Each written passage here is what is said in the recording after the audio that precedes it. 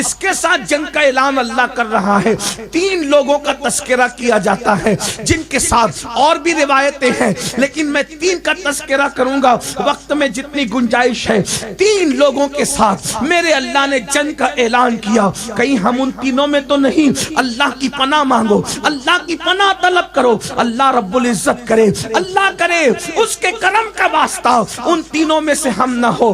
پہلے نمبر پر اللہ فرماتا ہے جن کو میں جنگ کا چیلنج کرتا ہوں، جن کے ساتھ جنگ کا اعلان ہے، ایک تو وہ انسان ہے جو تنہائی میں چھپ چھپ کر گناہ کرتا ہے، جو چھپ کر تنہائی میں گناہ کرے، میں اس کو جنگ کا چیلنج دیتا ہوں۔ ذرا غور تو کرو، تنہائیوں کے اندر گناہ کرنے والوں اللہ جنگ کا چیلنج دے رہا ہے۔ اور پھر خدا جس کے ساتھ جنگ کا اعلان کرے اس کی عزت کا کیا ہوگا، اس کی روزی روٹی کا کیا ہوگا، اس کے دکان و مکان کا کیا ہوگا، دنیا میں وہ کتنا ذلیل ہوگا، دنیا میں وہ کتنا رسوا ہوگا، اور پھر زمین کے اندر جب قبر میں جائے گا تو اس وقت اس کی حالت کیا ہوگی، لرز جاؤ۔ اب آپ سے پوچھتا ہوں، اللہ جن کے ساتھ جنگ کا چیلنج کر رہا ہے وہ پہلے نمبر پر کون ہے؟ اکیلے میں گناہ کرنے والا، تنہائی میں گناہ کرنے والا، کیا ہم اس کے اندر ہے؟ میں یہ نہیں کہتا اتنے بڑے مجمع میں کون ہے، لیکن اقبال نے کہا تھا اپنے من میں ڈوب کر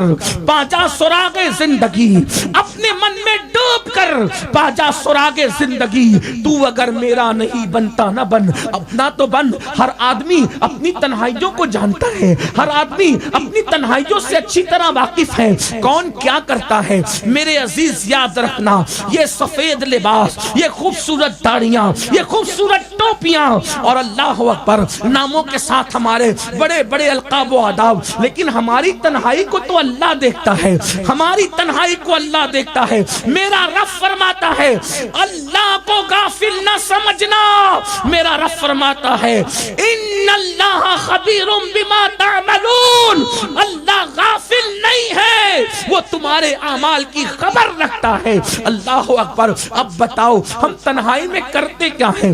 لوگوں کے سامنے عبادت کر کے، لوگوں کے سامنے نیک بن کے، لوگوں کے سامنے پرہیزگار بن کے ہم نے تنہائیوں میں کیا کیا؟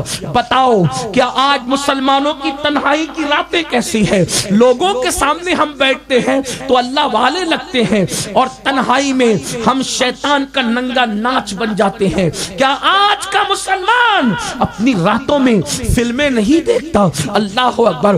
گناہ کرتے ہوئے اگر دروازہ کھڑک جائے، دروازے کی آواز آ جائے تو آدمی کے دل کی دھڑکن تیز ہوتی ہے۔ ذرا توجہ کرنا میری قوم کے جوانوں، صوفی حمید الدین ناگوری جیسے اللہ کی عظیم ولی کے پڑوس میں رہنے والوں، آپ مجھے بتاؤ اگر ہم گناہ کر رہے ہوں اور دروازے پہ دستک ہو جائے تو ہمارے دل کی دھڑکنیں تیز ہو جاتی ہے، لیکن بتاؤ دروازے پہ دستک دینے والا کون ہوگا؟ ذرا آج آپ سے میں پوچھنا چاہتا ہوں کون دروازے پہ دستک دینے والا ہوگا؟ باپ ہوگا، بھائی ہوگا، بیوی ہوگی، بیٹا ہوگا، بیٹی ہوگی، دوست ہوگا، کوئی اپنی ہی طرح تو انسان ہوگا، انسان اپنے جیسا انسان ہوگا۔ اگر اپنے جیسا انسان دستک دے، دیکھا نہیں صرف دستک دے، تو ہمارے دل کی دھڑکن تیز ہوتی ہے۔ اللہ دیکھ رہا ہے تو بھی ہمارے دل کی دھڑکن تیز ہوتی ہے۔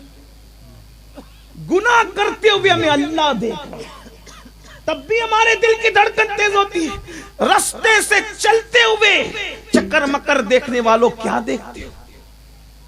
بالخصوص میری قوم کے ان جوانوں سے پوچھتا ہوں جو پکنک اور سیر و تفریح کے نام پر کبھی زنا کے اڈوں کو آباد کرتے ہیں، کبھی شراب کے اڈوں کو آباد کرتے ہیں۔ رند کے رند رہے، ہاتھ سے جنت نہ گئی۔ ہماری کیفیت یہ ہے، یاد رکھنا مخلوق کے سامنے نیک بن کر خدا کے سامنے پاپ کرنے والوں، اللہ فرماتا ہے میں تم سے جنگ کا اعلان کرتا ہوں۔ بلکہ ایک بات آپ کو بتا دوں، یہاں تک فرمایا کہ جو مخلوق کے سامنے عبادت کر کے تنہائیوں میں گناہ کرتے ہیں، میں ان کی نیکیوں کو ریت کے ذروں کی طرح بکھیر دیتا ہوں۔ اللہ فرماتے ہیں میں ان کی نیکیاں قبول نہیں کرتا، ان کی نیکیوں کو ضائع کر دیا جاتا ہے۔ ذرا سوچو تو صحیح، ہمارا یہ نازک سا وجود کیا اللہ کا مقابلہ کر سکتا ہے؟ استغفراللہ۔ کوئی ایمان والا سوچ سکتا ہے یقیناً مجھے اس بات کا احساس ہے کہ اکیلے میں گناہ کرتے وقت ہماری نیت یہ نہیں رہتی کہ ہم اللہ کے ساتھ جنگ کا اعلان کر رہے ہیں یا خدا کے جنگ کا چیلنج قبول کر رہے ہیں، ہرگز نہیں، ہرگز نہیں، ہرگز نہیں۔ لیکن اللہ تو کہہ رہا ہے کہ تنہائیوں میں گناہ کرنے والوں، اکیلے میں گناہ کرنے والوں، میں تمہارے ساتھ جنگ کا اعلان کرتا ہوں اور تمہاری عبادتوں کو ضائع کرتا ہوں۔